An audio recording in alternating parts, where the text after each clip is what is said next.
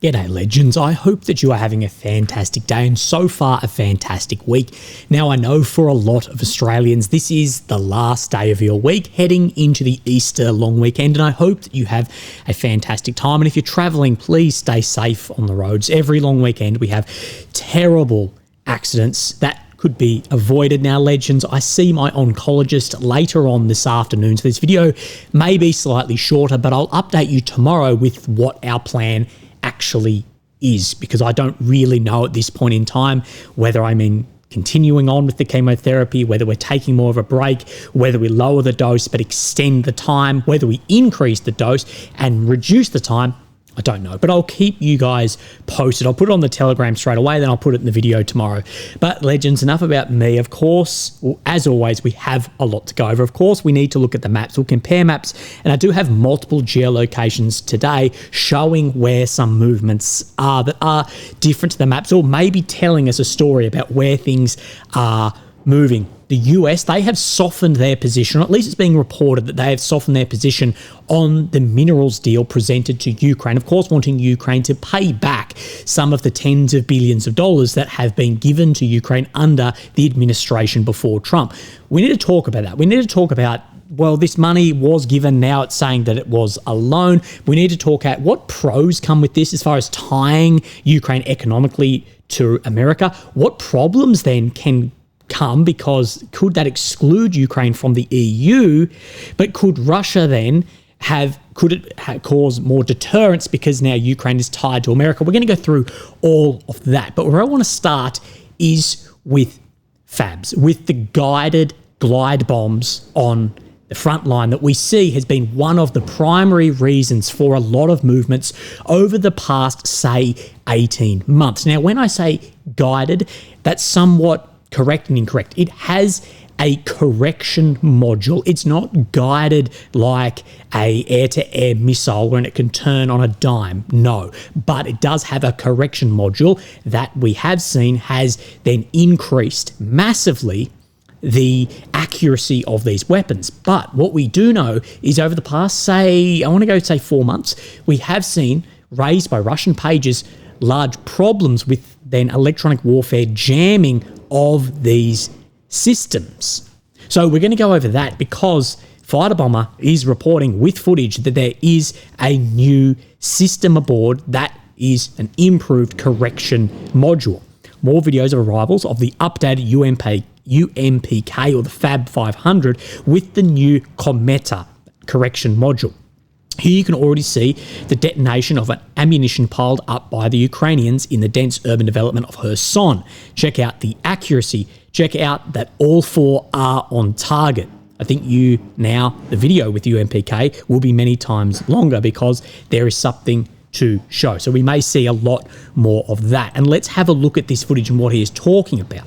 So the biggest problem with these FABs was at extended ranges that they were getting jammed and going off target because the correction module was getting hit and jammed. And we had seen Fighter Bomber bring up that concern, and we brought up the observation of less footage of these targeting areas on the front line. So let's actually then look at this footage, and we can see Kherson here. We can see the first one, then the second one, and you'll see this is 4 of these FABs striking well within one area here. So a lot more accurate than we have seen previously. And we can see what appears to be some detonations, maybe of ammunition following these strikes. But we can see what I'm looking at here is I'm not really concerned with what is hit. I'm more concerned with the accuracy of these. And what we haven't seen is any of the Su-34s targeted. And this is exactly why Zelensky wants Patriot systems, not only for protection of the cities, but to try and at least limit those Su-34 operations on the front line. And we see this, of course. Zelensky made comments in 60 Minutes that they want to buy and pay for Patriot systems, around $15 billion for a package of 10 of these systems. Now, this may or may not be enough. It's always difficult to get an idea of actual prices of military equipment, but for domestic US use and cost per battery is just over $1 billion. For export costs, this really does range from 2.4 million up to 2.5 billion, sometimes a lot more. But we can see that it does have a wide range, and we don't know how much you actually get for your money. But that's not what I think is the primary issue. I think the money is only part of it. I think there is also an issue with the availability. We do know the supply was stretched due to further commitments to Israel, commitments to Taiwan, and of course US bases around the world in Poland, Korea, Middle East that need these systems there. There's just not massive overflow of these like some people would like to say that there is. Now, Raytheon, they can produce 12 to 15 full units per year. Lockheed, they can make around 500 PAC-3 missiles per year, although that is growing because, of course, there's been a huge shortage of that. But the complete delivery, then operational readiness of when it's actually firing off these by missiles, training, and infrastructure around it, this can take 24 to 40 months. So I believe what Ukraine should be more focusing on now is not taking then focus away from this, but refocusing onto NATO partners who have promised deliveries of these that are yet to actually enter the territory of Ukraine, and potentially look for other systems that may be more available. So Fighter Bomber talks about this, and in the end he says Zelensky's desire to get more Patriots is completely understandable. Now, this was then translated using ChatGPT-4. This is a natural English translation of the Russian blog post, preserving tone and intent. So he refers to a build report today that Trump rejected Zelensky's proposal to buy 10 Patriot air defense systems. In theory, the Ukrainians have 3 types of weapons that can counter our Su-34 bombers, those using the UMPK kits. Of course, we have seen then the increase of efficiency and lethality of that system with the accuracy very recently. Now, in my opinion, for the front line, for tactical movements, this is the most important system to counter. The long-range strategic bombers firing strategic missiles, yes, that has a strategic effect, but the tactical effect on the front line, if I were to say one system, you can only counter one, what would it be? Would be the FABs. They are devastatingly powerful, and they are devastating psychologically as well. And this has been one of the reasons for a lot of frontline successes and movements, and a huge amount of casualties as well. But targeting these glide bombs is a waste and a risk of that air defense system. These bombs are cheap, dumb, very numerous. It is a waste of the cost ratio to be intercepting these with air defense. Ukraine must target the plane.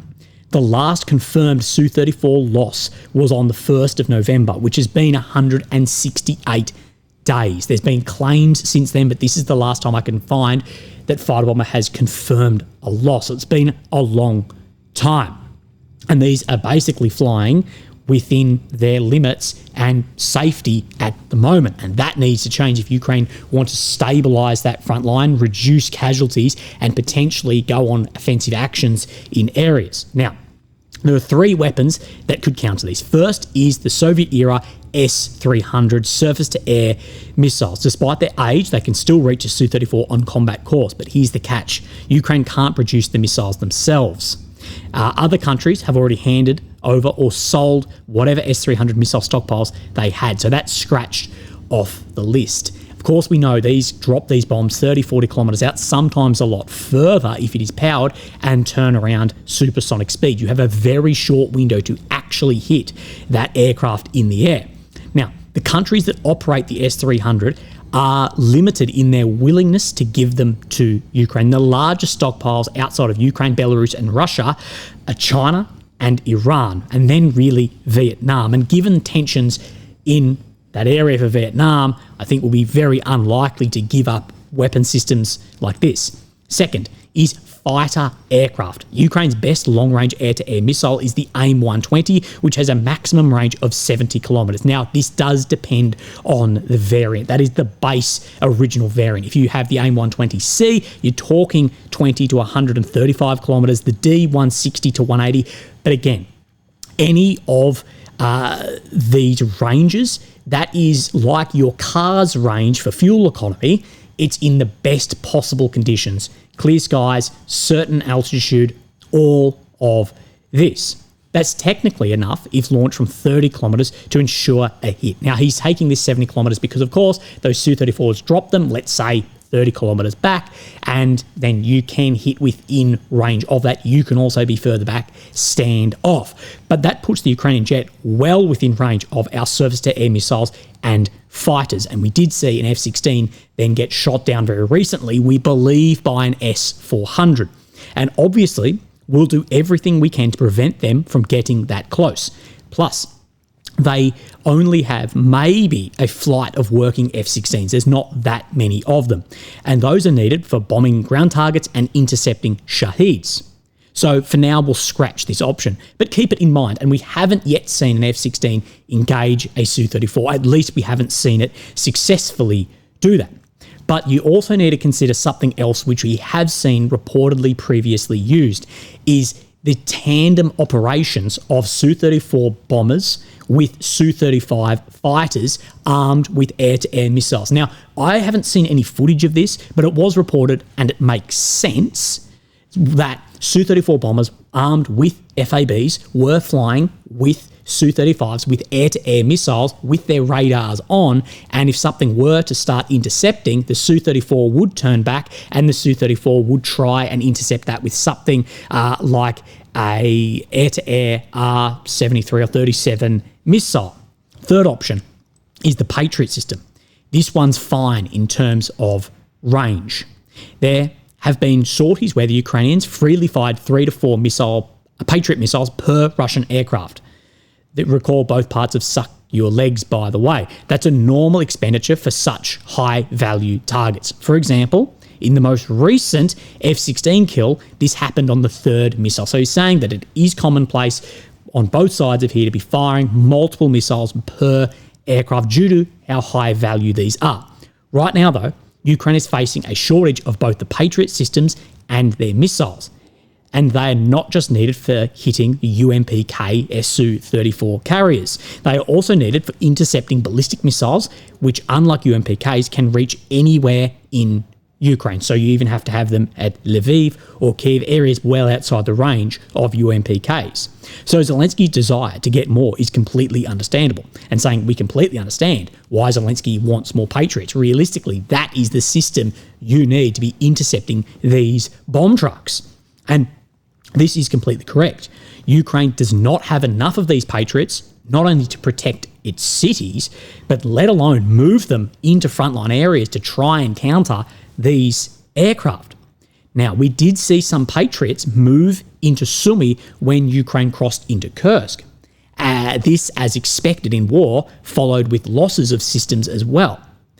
And for the last 168 days?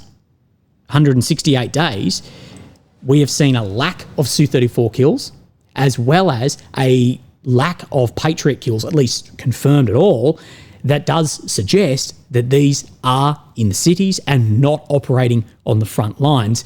Therefore, the actual counter to these, realistically, is not there. And we see that system then improving, not only in accuracy, but range too, making it more lethal and more of a headache on the front line. Now, people will bring up Manpad. Manpad is more for choppers or close air support aircraft. You're not going to hit a plane that far away. It's 10 times outside of its range. Sorry, boys, I completely forgot to actually go over this slide, but I believe it is very important. One thing we have seen and Ukraine have success with in the past was their drone boats carrying R-37 air-to-air missiles, or in this case, a surface-to-air role. And this was very likely the reason last year we saw a long-range strategic bomber, a Tu-22, go down, which is one of the largest losses for the Russian aerospace forces that they have had. And I do wonder if this concept could become an option to put onto longer range drones. So instead of putting an F-16 or a high value target in the air that everything is trying to hit, you put one of your longer range drones that we have seen penetrate hundreds of kilometers into Ukraine with these heat-seeking air-to-air missiles to try and target some of these Su-34 bombers. Now, I don't know how this would look in reality. I'm guessing people have looked at this previously, but we saw it work on a boat, which to me would be a far less efficient delivery system than something in the air. I just wonder if we'll see some sort of Frankenstein drone like this. So I believe it is absolutely imperative, and Zelensky knows this, to try and get on top of those Su-34 missile carriers. Now, legends, let's have a look at the maps, because of course that is one of the major things influencing movements on the maps and softening up of target. So of course here we have Ukraine in the center of your screen, the red areas occupied since 22, the purple since 2014. Now the first area I want to come into is Kursk. Remember, any red or blue check on this map indicates Russian or Ukrainian movements over the past 24 hours. Now, no changes shown around Kursk, but never fear, I have a geolocation to show you that does confirm some changes. So just in here, we see there is a geolocation of a Russian soldier waving at a Russian drone. So you can see these blue roofed buildings in here. Just on the southern edge in here is where this footage comes from. This small clip here of a Russian soldier. Then, let's bloody turn this down, waving at the drone down in here. It can be hard to see with the camouflage, but we do have confirmation of presence there at least, so it is at bare minimum grey. Realistically, I would say that this is red zone or recovered ground at this point in time. Syriac maps, he does speak of this. On this front, Russian army took control over the St. Nicholas Belogorsky Monastery, northeast of the city of Gornal. And this is the area he's talking about. So just in here, that is where that location is of the monastery. And you can see where this waterway is running and this sliver that Ukraine hold down in the south here. But as this has come back under control, and I believe on that front, Syriac is bang on, given the geolocation that we have. And then we're going to actually then move down into Pokrovsk first. We'll bounce around the map just a little bit. Now, no changes shown on the eastern Pokrovsk front, but we do have a confirmation of movement around Kalinove today. So we do see there's a few geolocations in here today, but I'll show you just on the northern outskirt of here, so just above sort of the Y and the N, this is where there is a Russian flag going up today. We expect that within then the territory on red. But what these Russian pages are showing is they are showing, a lot of them, that this isn't an envelopment in here. A lot are suggesting that this, between Kalinove all the way to Sukabalka, has come into red control. Can't confirm that, just wait out, because Syriac's not saying that either. Now, this is the footage of where that flag goes up. We need to skip forward to 2 minutes 30, around about in this. And we do see the bunkers, the fortified positions in here as well. Very, very difficult to see. See where my cursor is? You can see a flag has been raised on this destroyed building's rooftop there, confirming the movements into that area. Let's firstly then have a look on Syriac. Now, he is still showing this envelopment down in here, but he is showing as well control up to this road in the direction of, well, west, I guess, of Sukabalka, saying that they made advancements to the northwest of this area and entered new parts of Sukabalka where clashes with the Ukrainian army are taking place. And this will put pressure on areas to the northeast of here, like Lenivka, Nepalivka, and of course, Toretsk, where we'll talk about next before we go into Pokrovsk itself. So let's look then at Toretsk. And you see the grey zone moving up this road. Now, what this tells me, see this red check up here on the Syriac map, that there's at least been presence or movement up to here. I actually don't know if this grey zone is new or not. Yes, it is. So we can confirm there was definitely some movements there. Whether it was held or not, we are unsure. And some movements out to the east towards then this, I think that is a mine spoil pile there. Let's turn this back on and then go back into Pokrovsk. Now we're going to focus just around Udashne first. So we have just to the south of Udashne, we have Uspenivkia. And on this front, the Ukrainian army re-entered the locality of Uspenivkia in here. So this is still shown as grey zone. He's showing that the re-entry here should be blue check today. Now, we don't have any further movements, but we do have on the deep state map in this front that to the south of Zaporizhia and to then the east of Kotelivka, we do have confirmed Russian movements by the Ukrainian deep state map. Remember, these movements were shown on Syriac over the past few days. Now, let's move our way actually back up into Terni. And this is an area where we have seen a large amount of expansion. Remember, this at one point, even recently, was just like a spire like this, and then has quickly changed and developed into what we see here.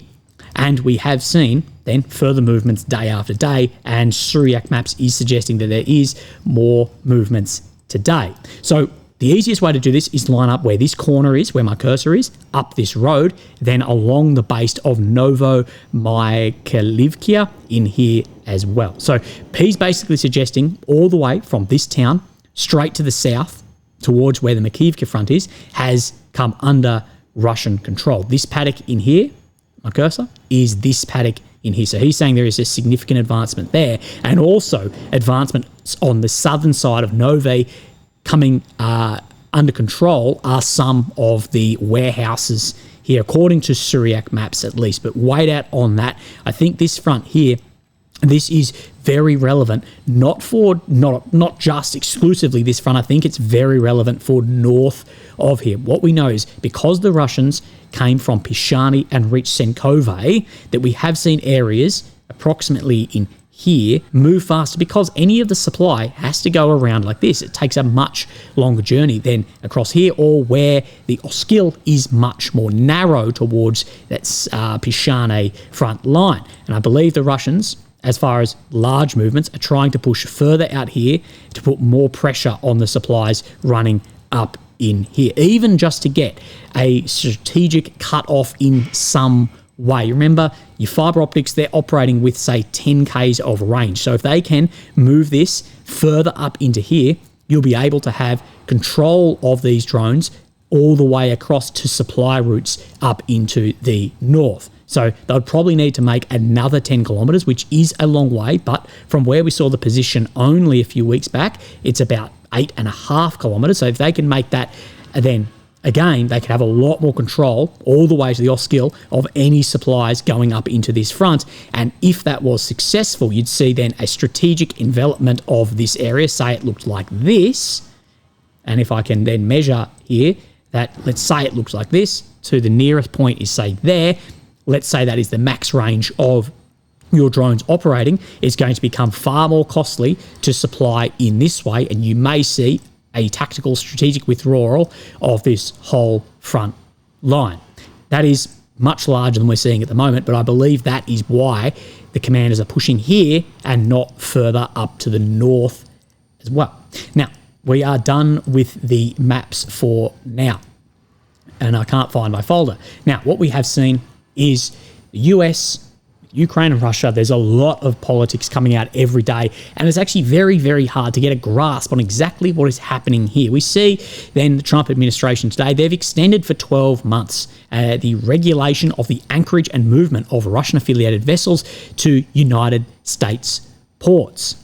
And we can see I'm continuing for 1 year the national emergency with respect to the Russian Federation and the emergency authority relating to the regulation and anchorage of the movement of these vessels. So that's been extended for a year, but we also see softening on then the US administration's Russian position, talking even about commercial opportunities, and we do see US softening on Ukraine, at least with the minerals deal, but still very hard on wanting to have an end to this war. So let's go over this article today. Another sign of the times is that Pentagon figures recently questioned one ally about why it is still supplying weapons to Ukraine, a challenge that was ignored. Diplomats in Washington also report that some Trump aides say privately that they are fed up with Europe's efforts to strengthen Ukraine. As always, with such a chaotic administration, it's hard to distinguish the true signal from the noise. So what is actually happening here?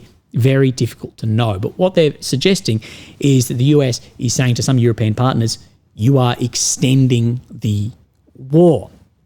Anyway, for now, Europeans are pushing along two tracks. The first is the effort by Britain and France to create a European reassurance force. Of course, what they say is peacekeeping troops to go into Ukraine after a ceasefire. Now, Russia, they object that deployment. The problem with that is, if that is coming after a ceasefire, Russia may not sign that ceasefire. They may just delay and delay. Now, even if America is offering no assurance that it will back the Europeans, the force would not seek to police the front lines between Russian and Ukrainian forces. Instead, it would stay away from the front, probably in western Ukraine, where it would concentrate on training Ukrainian forces and perhaps doing joint air patrols. This is not how Zelensky sees that force. Zelensky has said that he doesn't see them in Kyiv or Lviv, that they want to be on the front line policing those lines. I've spoken about the problems there, though, is what are they actually willing to do? What is going to be their ROE, their rules of engagement? If the Russians shoot across, are you actually going to fire back? And vice versa. If the Ukrainians pop a mortar up the spout of a tube, are you going to police that also? But the coalition of the willing, they still can't find any sort of consensus yet. There's just too many chiefs involved. And so many of these deployments, if you look at the fine print, they rely on US backing. So at the moment, it's just rhetoric and words, which I think everyone from Putin to Zelensky to everyone who's looking at this war is a bit sick of European rhetoric versus actual actions. They love a meeting. They love brews at the bloody Swiss chateau somewhere, I don't fucking know, but what action is actually being done? The Europeans hope to show Mr. Trump that they are taking up the burden of European security, hoping to retain at least some kind of American commitment to NATO, if not to Ukraine. Under this emerging scheme, the future deterrence of Russia would come in three zones: reinforce Ukrainian troops holding the line against Russia in the east, European forces in the west, and at least for now, a lingering American presence in NATO countries. So reinforce Ukrainian troops on the eastern front line against Russia, European forces in the west of Ukraine, and American presence in NATO. But again, what I speak about is this ceasefire needs to be signed off by both countries in this. And I believe that with the situation given, unless we see a large shift, that Putin is not going to sign something that has European forces, basically proxy NATO, inside of Ukraine.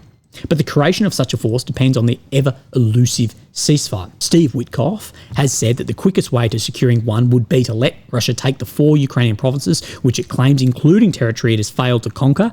That would be unacceptable to Ukraine and its European partners. So we are a long way off. But I have stated that if you want an end to the war right now, I think that would be the minimum of where Putin would be willing to speak about. I think that is backed up because Witkoff has recently met with him. All of this reinforces the need for the second track, increasing Europe's military assistance to Ukraine. David Schimmer, a former official to Mr. Biden's National Security Council, says there is no time to waste. Europeans should give away more of their stocks of weapons despite the risks. Finance Ukrainian military industries, negotiate with Mr. Trump to buy American air defense systems for Ukraine and use frozen Russian assets to pay for it all. So the $300 billion, $290 billion that is frozen in Europe should be then unfrozen, taken, stolen, then paid for American defense systems, and Europe needs to give more despite the risks of depleting those stockpiles. But we don't know how depleted those stockpiles actually are. How much more is there really to give that is ready to rock and roll? And as we went over with the Patriots, money's not the only problem here. It's the time frame on actually getting that system too. With Russia determined to press its invasion and Americans seemingly determined to pull away, Ukraine will have to fight on. Mr. Schimmer says, now is the time for Europeans to intensify their aid to Ukraine. No, now is not the time. The time was probably pre-February 22, and if not, definitely for the last 3 and a bit years, so that Ukraine has the support it needs to defend itself and to push Putin to engage in meaningful negotiations. And this is the thing about Europe, and I know I talk a lot on this, but like Europe today has shot down sanctions against Russian LNG because there's nothing to backfill that. Europe is still spending more on Russian energy than it is aid to Ukraine. And I think Trump, he's not a fan of that happening, while America spends the majority of money. But in this here, this doesn't take into account what I believe Putin sees as the most likely course of action. I think where he is going with this is that the US, they get fed up with Europe and Ukraine not wanting a quick peace and hoping that this frustration causes Trump to withdraw support, and Europe not then being ready to actually plug that hole. Not only ready, but willing also. So I think that is where Putin is seeing this, that I can just extend this, play to Trump's frustration that may eventually just deteriorate to the point of no more weapons. The question here, the forbidden question, is what if Ukraine cannot militarily get into this position of power, Mr. Shimmer? What then is Europe prepared to do? Is it soldiers on the ground? Is it significantly more weapons? It's going to take a lot of time, training, industry. What then do you do? And there's potential in this, and that's why I think Putin's playing to prolonging this, is that then an even worse negotiation or ceasefire is signed down the line. Now, let's look on this. The US softens calls for Ukraine to pay back aid in mineral deals talks. So US has tempered its demands, going from $300 billion to about $100 billion, at least some sources have said here, bringing it closer to Ukraine's own estimate of more than $90 billion. Trump administration is pressing Kyiv for a deal to share profits from future Ukrainian investment projects, including in minerals and infrastructure. Washington sees this as compensation for the tens of billions of dollars in weapons and other assistance to Ukraine. Now, this should not come as a surprise to see this really lower in money. Now, there's a book called The Art of the Deal by Donald Trump. Now, I have not read this, but I've done a quick ChatGPT summary. And basically some of the rules in this is start high. Always ask for more than you expect to get. It gives you room to negotiate and makes your final terms seem like a compromise. So he started at $300 billion, settles down at $100 billion, and it looks like he's compromising, even if realistically he was only ever after $100 billion. Play hardball, be aggressive if needed, show strength to gain respect in the deal. Of course, we see this with Trump and limiting ISR, limiting military, and even the blow up in the Oval Office. Don't act too eager. Show you can walk away. Desperation kills leverage. Trump has shown that the US could walk away from this and what would happen. Know when to walk away. If the deal isn't right, be willing to pull the plug. We may have seen this in the Oval Office as well. Keep your cards close. Don't reveal too much. Let the other side do more talking. Realistically, of the minerals deal, we don't know that much about it. Steve Witkoff, Trump's special envoy, in the interview we went over yesterday, said that there was a possibility to reshape Russia-United States relationship through a very compelling commercial opportunities that I think give real stability to the region too. Could this be even within occupied territories of commercial mining, drilling, whatever? I guess we will see. But we have seen that there has been some level of comments that may be the case. But of course, sanctions would have to be lifted there. That would cause more friction between the US and Europe. The stakes also high for Kyiv's aspirations to join the EU, as any preferential treatment for the US could run afoul of its single market rules. Prime Minister for Ukraine, Denis Shmyhal, said last week this was the number one red line, is his country's EU goal. So Ukraine's goal of joining the EU. Now, geographically, this makes sense. But the EU cannot backfill the hole the US would leave militarily. Refer to my point 3 in here. I don't see what other option Ukraine has but to sign if the pressure is put on from the US. Now, I've gone backwards in my slides, but it should be all right. Back to this one. Now, the partnership agreement would grant the US first claim on profits transferred into a special reconstruction investment fund that would be controlled by Washington. Kyiv is seeking better terms and refusing to recognise US aid as debt. So the aid given, he's saying that is not debt. That was out of the goodness of your hearts, not something we have to pay back, but it would go into a fund and then the US would control that and draw out for then reconstruction investments. Now, the money was given under another administration, under the Biden-Harris administration. And I can see Kyiv's issue with this now changing to debt.